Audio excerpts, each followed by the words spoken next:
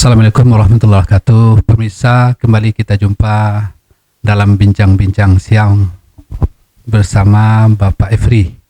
Beliau adalah salah seorang dari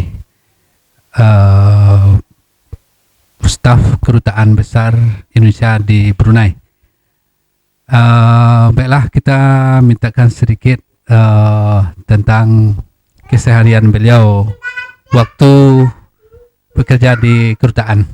Pak Efri, kami ingin mendapatkan gambaran kehidupan di Brunei ini secara umum, Pak Efri. Terima kasih Pak Zufri. Mungkin saya perlu memperkenalkan diri juga. Nama saya Efri Yoni.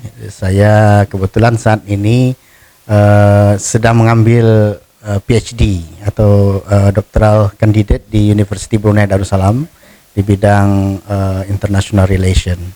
Dan karena saya full time untuk kuliah, makanya saya saat ini tidak bekerja dulu di KBRI Bandar Seri Begawan.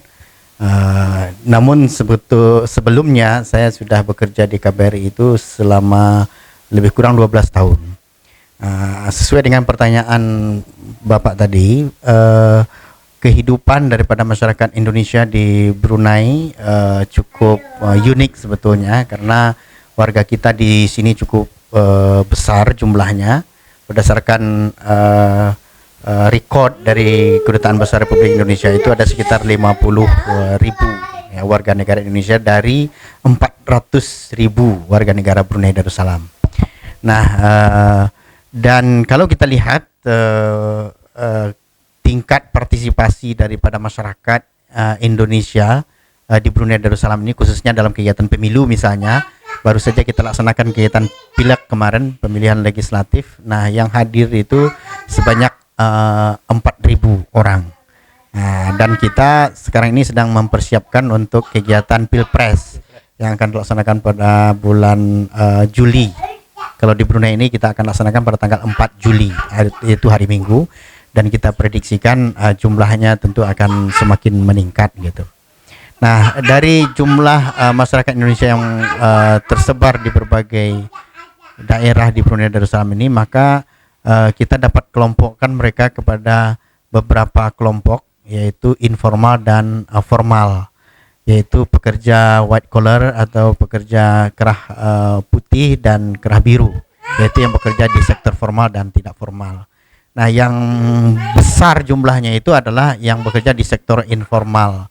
Mereka bekerja sebagai pembantu rumah tangga, kemudian juga sebagai construction worker atau pekerja-pekerja lain. Namun demikian, kita juga berbangga karena kontribusi pekerja Indonesia ini tidak hanya sebatas informal, tetapi juga formal. Saat ini misalnya beberapa orang warga negara kita bekerja sebagai dosen di University Brunei Darussalam, ada juga yang bekerja sebagai dokter, ada juga yang pernah bekerja sebagai ahli keuangan. Ya, kalau kita lihat itu setingkat permanent secretary, yaitu eselon 1 gitu. Nah, jadi kita juga cukup berbangga. Kemudian lagi yang juga tidak kalah pentingnya, itu warga negara kita juga sudah banyak sekali yang fokus kepada bidang perminyakan. Sehingganya di Brunei Darussalam ini sudah ada namanya IATMI, Ikatan Ahli Perminyakan Indonesia. Dan ini menunjukkan bahwa kontribusi kita di dalam pembangunan Brunei Darussalam juga cukup penting. Nah, kemudian lagi dari segi sosial, mereka berasal dari beragam negeri asal atau suku, etnik dan lain sebagainya.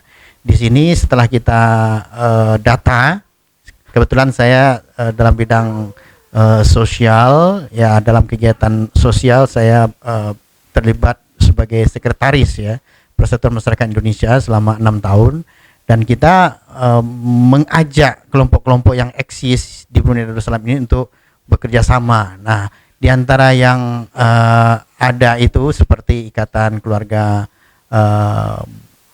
Arek Malang, misalnya Arema, kemudian lagi di sini ada juga Ronce, yaitu klub masyarakat yang berasal dari Jawa Barat. Kemudian yang berasal dari Minang pun ada namanya IKM, Ikatan Keluarga Minang.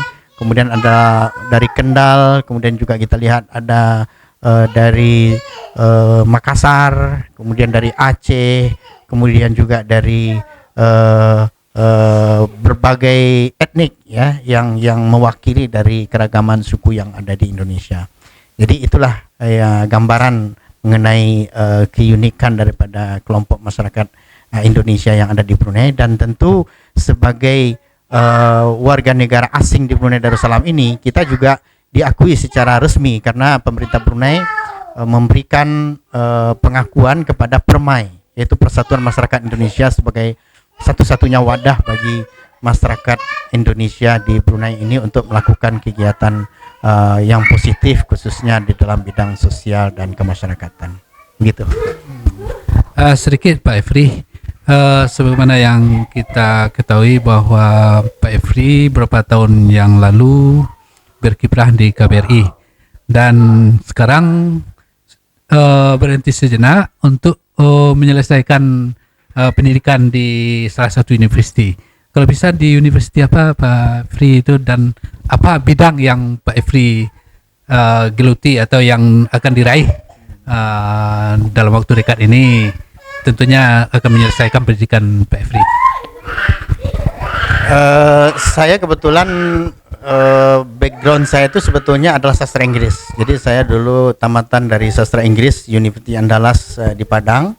Kemudian setelah bekerja di Brunei, di KBRI pada khususnya, saya mencoba untuk mencari peluang mengambil master, dan kebetulan sambil bekerja saya juga mendapat kesempatan sambil bekerja dengan biaya sendiri dan lain sebagainya menyelesaikan master pada tahun 2009.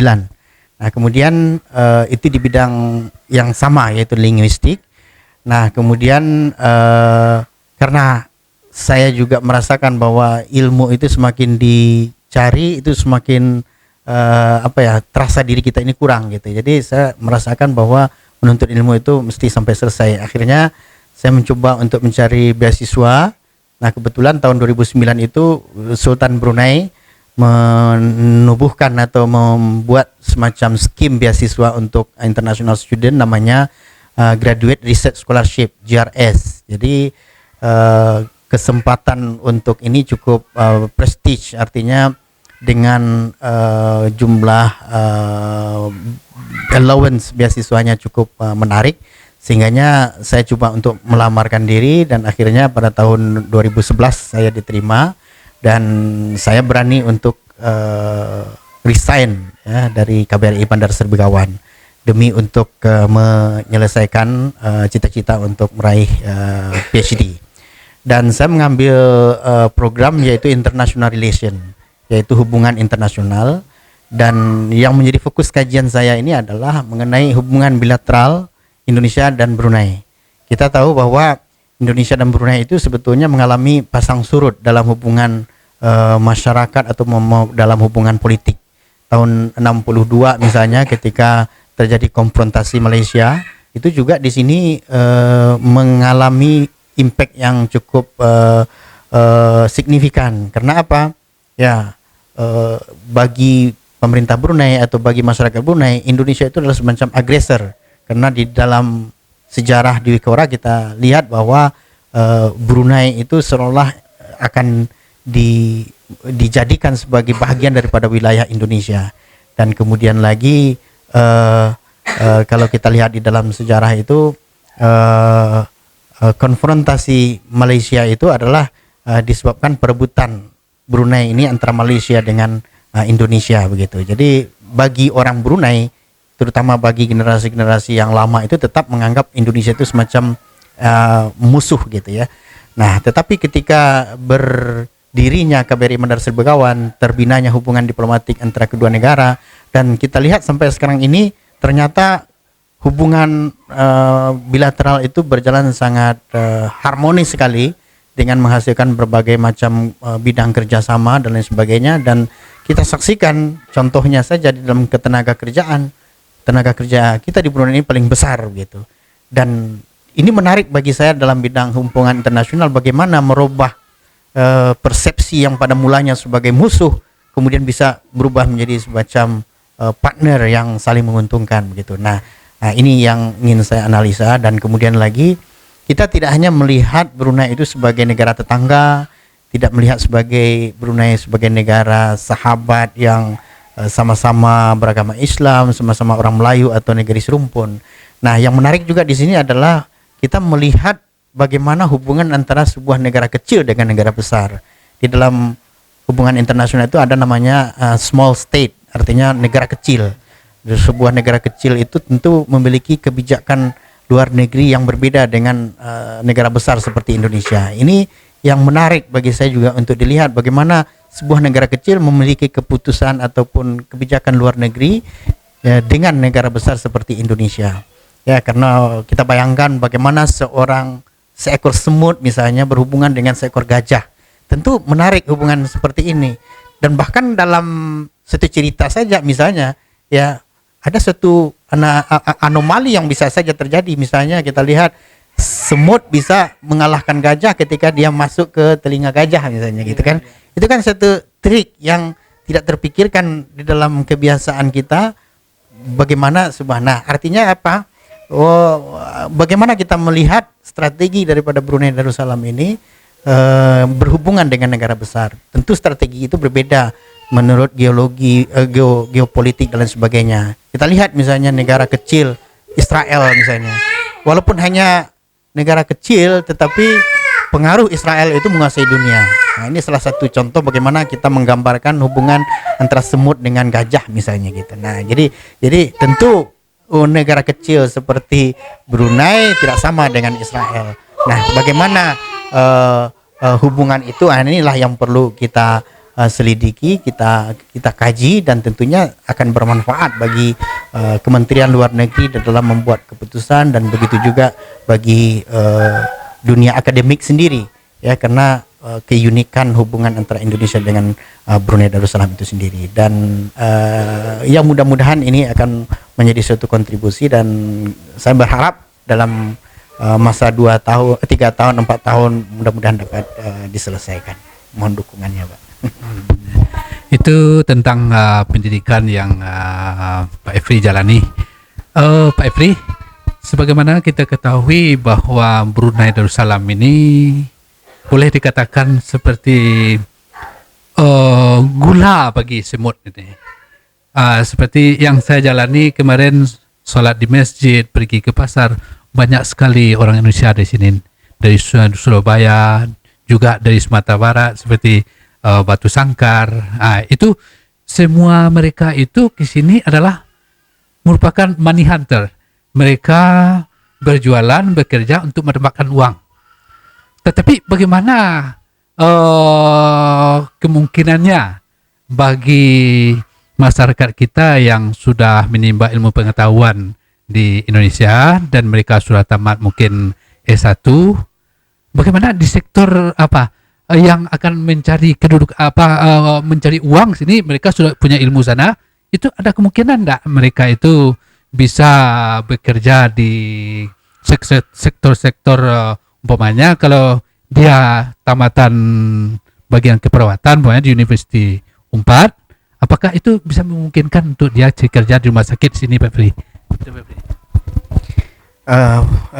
Terima kasih. Begini, Pak, memang kita melihat dalam hubungan terima kasih, Pak, atas pertanyaannya mengenai bagaimana peluang bekerja, ya, terutama bagi masyarakat Indonesia yang boleh dikatakan educated, ya, dengan background yang cukup bagus begitu, ya. Saya rasa peluang itu cukup buka. Kenapa? Ada beberapa faktor yang kita boleh rujuk. Misalnya kita lihat bahwa semakin ke depan ini kita dengan Brunei adalah suatu negara yang tergabung di dalam ASEAN, Association of Southeast Asia Nation Organization gitu. Dan kita tahu bahwa salah satu agenda daripada Brunei dan Indonesia di dalam ASEAN ini yaitu adalah ASEAN Community 2015. Jadi ada suatu perencanaan yang sudah dibuat dengan begitu rapinya oleh ASEAN ini, yaitu merealisasikan ASEAN Community, yaitu komunitas ASEAN tahun 2015.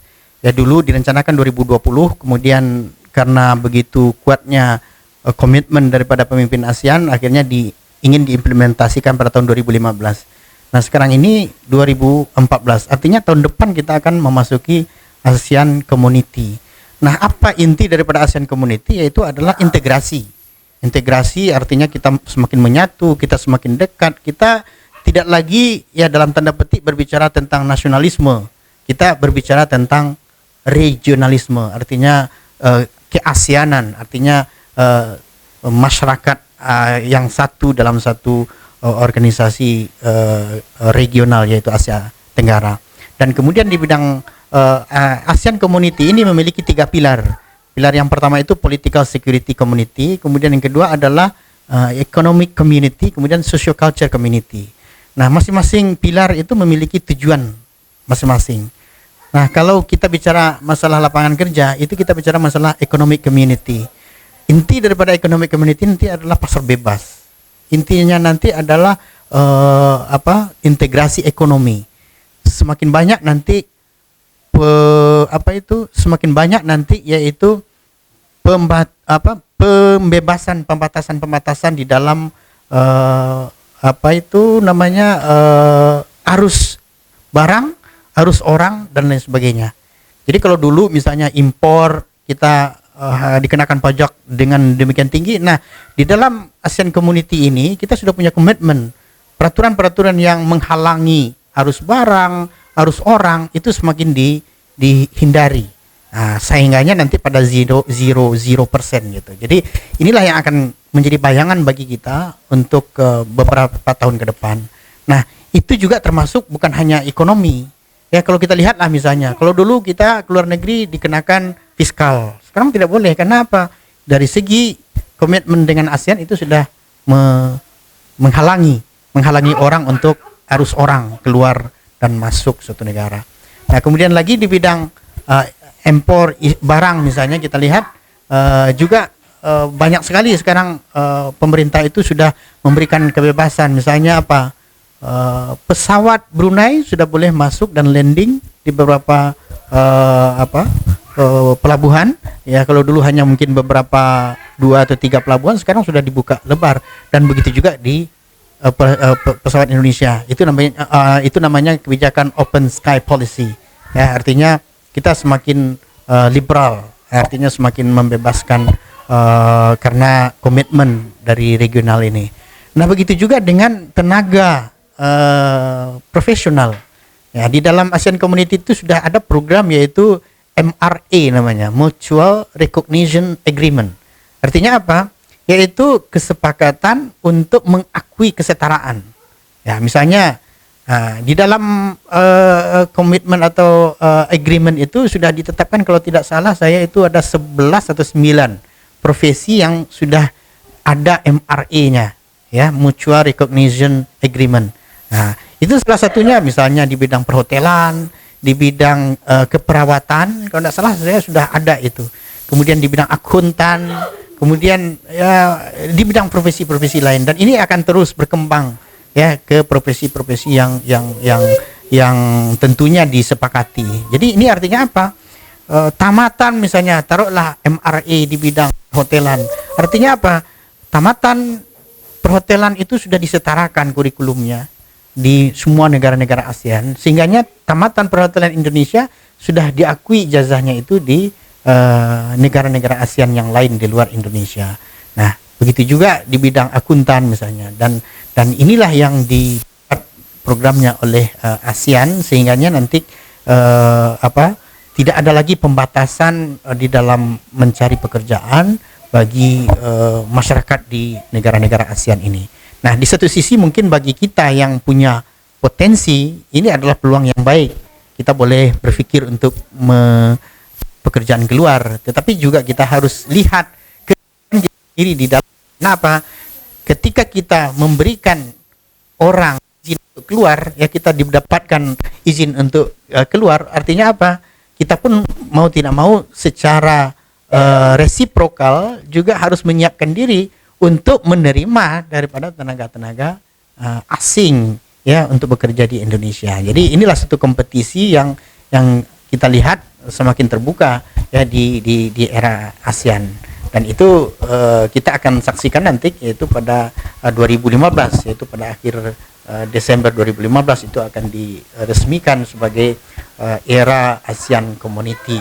Dan mudah-mudahan tenaga kerja Indonesia khususnya yang profesional ini akan semakin meningkat bekerja di Brunei, karena kita sesuai dengan program pemerintah bagaimana TKI itu yang informalnya semakin ditekan ya, supaya mengurangi masalah kasus ketenaga kerjaan dan meningkatkan yang profesional atau yang sektor formal gitu, Pak. Jadi dari paparan Pak Ifri tadi, tidak hanya Brunei ini merupakan prospek bagi orang-orang yang akan mencari uang, bukan hanya untuk orang yang untuk berjualan atau untuk bekerja di sini, tetapi juga terbuka kemungkinan prospek yang bagus bagi educated students, Pak Ifri. Yaitu kalau mereka tamat keperawatan di Indonesia, ada kemungkinan mereka bisa untuk bekerja di sini, kan Pak Ifri.